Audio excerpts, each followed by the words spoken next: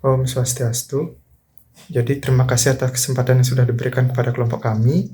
Jadi di sini kami dari kelompok 5 akan membahas materi mengenai lembaga keuangan non-bank. Namun sebelum itu, izinkan saya untuk memperkenalkan anggota dari kelompok 5, yaitu yang pertama adalah Niwayan Erina Virgayanti dengan NIM belakang 1082. Kemudian yang kedua itu adalah Niwayan Diana Paramita dengan NIM belakang 1096. Kemudian saya sendiri, yaitu Made Adwianyana dengan NIM belakang 1199, dan yang terakhir adalah Imade Ribawo dengan NIM belakang 1090. Baik, untuk mempersingkat waktu, di sini saya akan langsung melanjutkan materi yang pertama. Jadi materi yang pertama itu adalah pengertian usaha gadai. Jadi usaha gadai itu merupakan suatu aktivitas yang menggunakan barang-barang berharga sebagai jaminan kepada pihak gadai guna untuk memperoleh sejumlah uang ataupun barang yang sudah dijaminkan dan akan ditebus kembali sesuai dengan perjanjian antara nasabah dengan pihak gadai. Jadi tujuan utama dari dilakukannya usaha gadai itu adalah untuk membantu masyarakat yang membutuhkan uang ataupun dana yang cepat dengan cara menyediakan prosedur peminjaman dana yang mudah dan cepat. Di Indonesia sendiri, lembaga pegadaian merupakan lembaga yang sangat populer dalam hal usaha gadai. Kemudian ciri-ciri dari usaha gadai itulah yang pertama terdapatnya barang-barang berharga yang nasabah gadaikan, kemudian yang kedua itu adalah nilai jumlah peminjaman yang bergantung dari nilai barang yang nasabah gadaikan, kemudian yang ketiga, barang yang nasabah gadaikan itu dapat ditebus kembali. Baik, selanjutnya materi yang kedua itu adalah kegiatan usaha pegadaian. Jadi usaha utama dari lembaga pegadaian adalah meminjamkan uang dengan sistem gadai atau menggunakan barang berharga sebagai jaminan. Namun, selain usaha utamanya tersebut, lembaga pegadaian juga memiliki kegiatan usaha yang lain, yaitu yang pertama melayani jasa taksiran. Jadi jasa taksiran ini merupakan layanan yang diberikan oleh pihak pegadaian kepada masyarakat yang ingin menaksir berapa nilai real barang berharga yang dimiliki oleh nasabah. Dan jasa ini juga berguna untuk nasabah yang ingin menjual barang berharga tersebut atau hanya sekedar ingin tahu jumlah kekayaan yang ia miliki. Kemudian yang kedua itu adalah melayani jasa titip barang. Itu sama seperti bank. Jadi di pegadaian itu sendiri juga melayani layanan yang diberikan oleh pihak pegadaian kepada masyarakat yang ingin menitipkan barang berharganya. Jadi jasa ini berguna bagi nasabah yang ingin mendapatkan rasa aman akan barang berharganya tersebut. Kemudian yang ketiga itulah memberikan kredit. Jadi kredit ini diberikan kepada nasabah, terutama bagi ia yang sudah memiliki penghasilan tetap, karena sistem pembayarannya ini adalah dengan melakukan pemotongan gaji peminjaman secara bulanan. Kemudian yang keempat itu adalah ikut serta dalam usaha tertentu dan bekerja sama dengan pihak ketiga. Lembaga pegadaian ini juga ikut turut serta dengan melakukan kerjasamanya seperti halnya pembangunan perkantoran ataupun pembangunan lain dengan sistem build, operate, and transfer. Kemudian materi yang ketiga itu adalah pengertian asuransi. Jadi menurut Undang-Undang Republik Indonesia nomor 40 tahun 2014 tentang perasuransian, asuransi itu merupakan perjanjian antara dua pihak, yaitu perusahaan asuransi dan pemegang polis yang menjadi dasar bagi penerimaan premi oleh perusahaan asuransi sebagai imbalan untuk yang pertama memberikan pergantian kepada pertanggungjawaban atau pemegang polis karena kerugian, kerusakan, biaya yang timbul, kehilangan keuntungan, atau tanggung jawab hukum kepada pihak ketiga yang mungkin diderita atau tertanggung atau pemegang polis karena terjadinya suatu peristiwa yang tidak pasti. Dan yang kedua, memberikan pembayaran yang didasarkan pada meninggalnya tertanggung atas pembayaran yang didasarkan pada hidupnya tertanggung dengan manfaat yang besarnya telah ditetapkan dan atau didasarkan pada hasil pengelolaan dana. Jadi dari pengertian undang-undang tersebut dapat ditarik kesimpulan mengenai pengertian asuransi secara umum, yaitu asuransi itu merupakan suatu bentuk perjanjian antara perusahaan asuransi dan nasabahnya, di mana nasabah akan membayar sebuah iuran kepada pihak asuransi untuk mendapatkan bentuk ganti rugi atas risiko finansial yang dapat terjadi secara tidak terduga. Jadi sekian materi yang dapat saya sampaikan, akan dilanjutkan oleh teman saya. Baik, di sini saya akan menjelaskan mengenai jenis asuransi dan prinsip asuransi serta pengertian modal ventura. Yang pertama yaitu jenis asuransi. Jenisnya yang pertama adalah asuransi umum atau kerugian, di mana asuransi ini memberikan jasa dalam penanggulangan risiko atas kerugian, kehilangan manfaat, dan tanggung jawab hukum kepada pihak ketiga yang timbul dari peristiwa yang tidak pasti. Perusahaan asuransi umumnya hanya dapat menyelenggarakan usaha dalam bidang asuransi umum yang termasuk dengan reasuransi. Perusahaan asuransi umum hanya dapat menyelenggarakan usaha tersebut yang berbentuk yaitu dua. Yang pertama adalah asuransi pengangkutan, di mana asuransi ini memberikan jasa terhadap risiko membawa barang dalam jalur darat, laut maupun udara. Yaitu yang kedua adalah asuransi kebakaran, di mana asuransi ini adalah menanggulangi risiko akibat terjadinya kebakaran. Lalu bentuk asuransi yang kedua adalah asuransi jiwa, di mana asuransi ini memberikan jasa dalam penanggulangan risiko yang dikaitkan dengan hidup dan meninggalnya seseorang yang dipertanggungkan. Perusahaan asuransi jiwa hanya dapat menyelenggarakan usaha dalam bidang asuransi jiwa dan asuransi kesehatan, asuransi kecelakaan diri dan anuitas, serta menjadi pendiri dan pengurus dana pensiun sesuai dengan peraturan perundang-undangan dana pensiun yang berlaku. Yang selanjutnya adalah prinsip asuransi. Prinsip asuransi adalah salah satu bentuk handle risk atau manajemen risiko. Produk asuransi konvensional umumnya harus memindahkan atau mengalihkan risiko pada perusahaan asuransi. Prinsip asuransi terdiri dari yang pertama adalah insurable interest, yaitu kepentingan untuk diasuransikan. Lalu yang kedua adalah utmost good faith atau itikat baik. Yang ketiga proximate cause atau causa proximal. Yang keempat indemnity atau ganti rugi. Yang kelima subrogation atau pengalihan hak atau perwalian. Lalu yang selanjutnya adalah contribution atau kontribusi. Selanjutnya adalah pengertian modal ventura.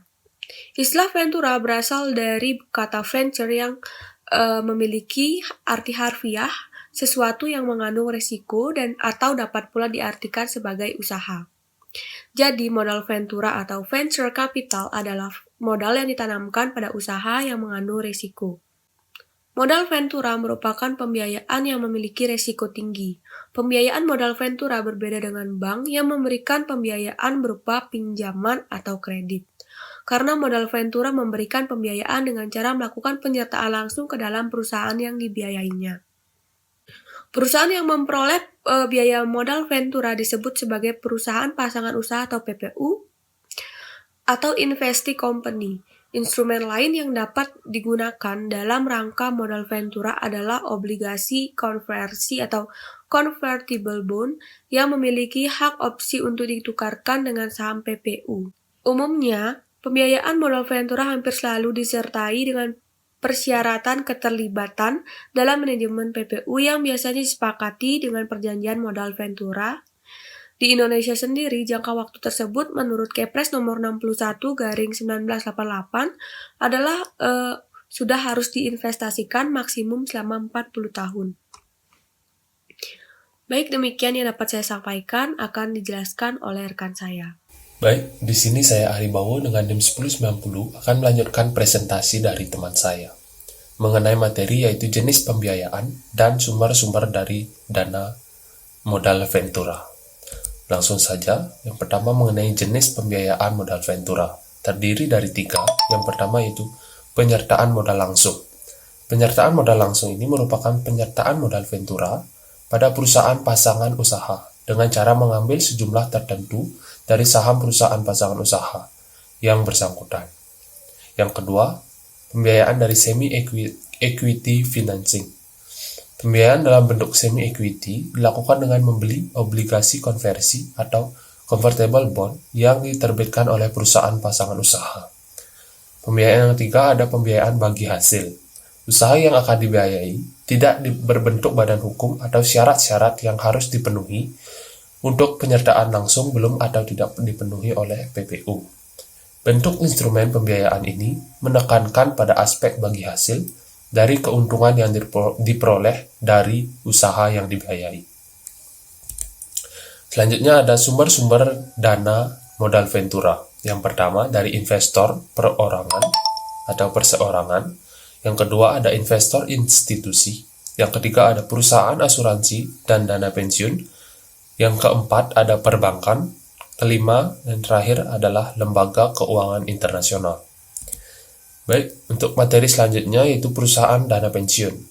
Nah, perusahaan dana pensiun ini merupakan lembaga atau badan hukum yang mengelola program pensiun yang dimaksudkan untuk membiayai atau memberikan kesejahteraan kepada karyawan suatu perusahaan yang sudah berhenti bekerja atau sudah pensiun.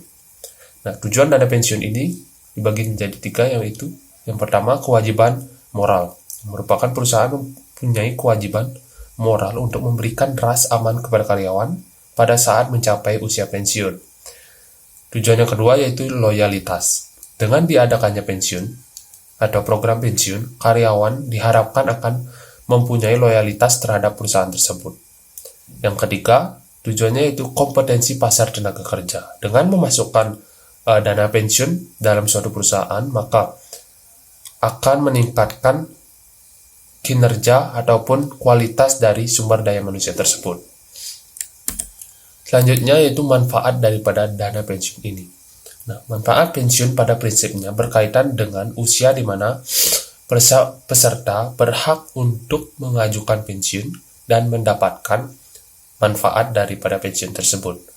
Nah, manfaat pensiun ini dibagi menjadi 4. Yang pertama, pensiun normal atau normal retirement.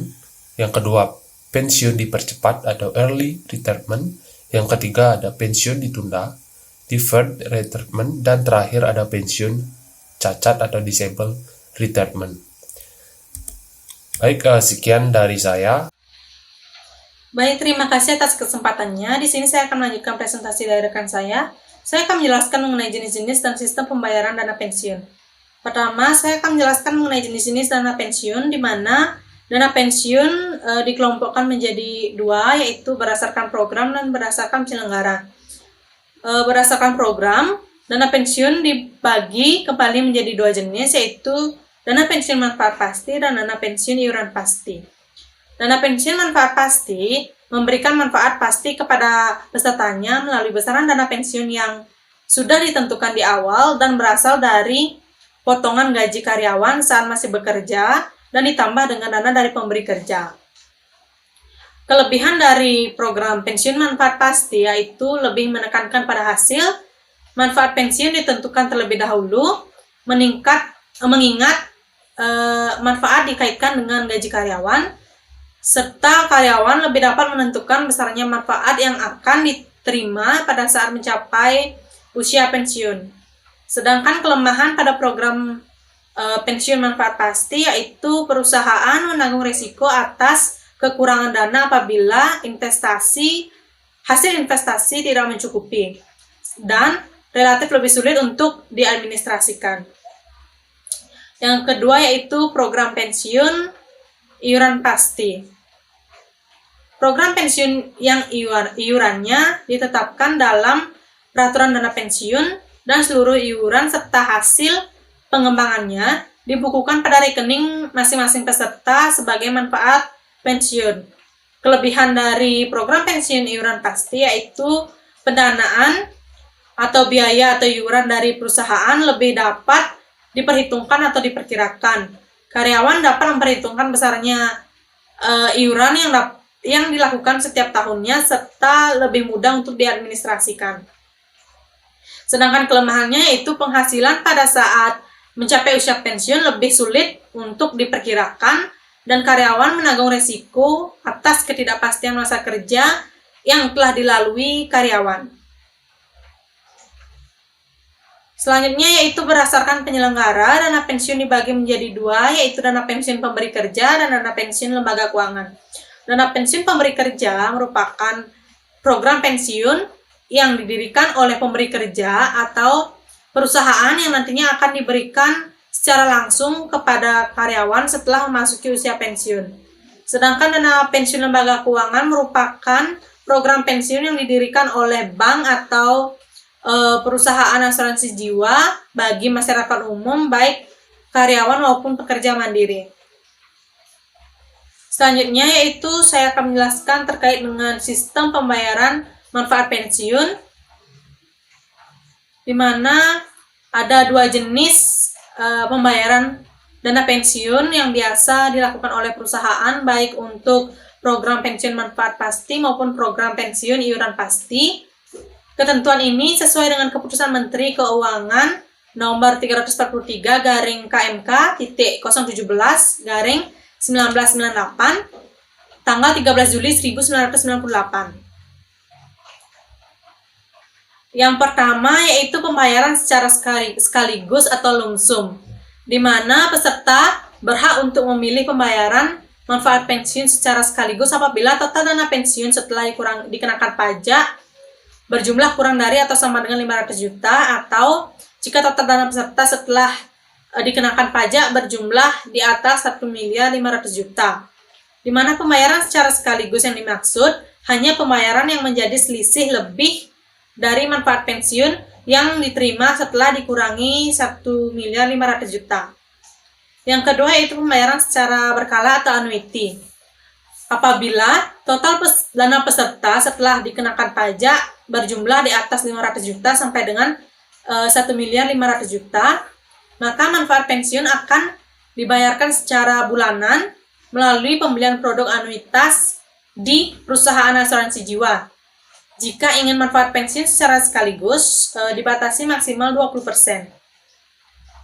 Selanjutnya saya akan menjelaskan terkait dengan perhitungan pembayaran secara sekaligus atau lump sum pada program pensiun manfaat pasti, yaitu dengan rumus MP sama dengan FPD dikali MK dikali PDP, atau manfaat pensiun sama dengan faktor penghargaan dalam desimal dikali dengan masa kerja dan dikali dengan penghasilan dasar pensiun per tahun. Yang kedua yaitu pada program pensiun iuran pasti, di mana iuran peserta dalam 1 tahun untuk program pensiun iuran pasti yang menggunakan rumus sekaligus yaitu maksimal 3 kali faktor penghargaan per tahun masa kerja yang dinyatakan dalam desimal dan dikali penghasilan dasar pensiun per tahun.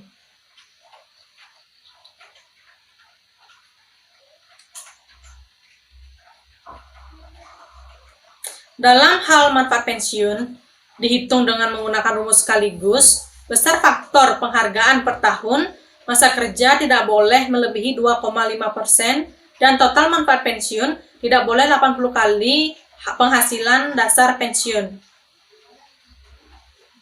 Selanjutnya yaitu perhitungan pembayaran secara berkala atau bulanan pada program pensiun manfaat pasti, yaitu MP sama dengan FPE dikali MK dikali PDP, atau manfaat pensiun sama dengan faktor penghargaan dalam persentase dikali masa kerja dikali penghasilan dasar per tahun. Selanjutnya pada program pensiun iuran pasti, rumus bulanan yaitu iuran pasti sama dengan 3 dikali faktor penghargaan per tahun masa kerja yang dinyatakan dalam persentase dikali penghasilan dasar pensiun per tahun. Baik, demikian yang dapat saya sampaikan. Kami ucapkan terima kasih dan mohon maaf apabila ada kata-kata yang kurang berkenan.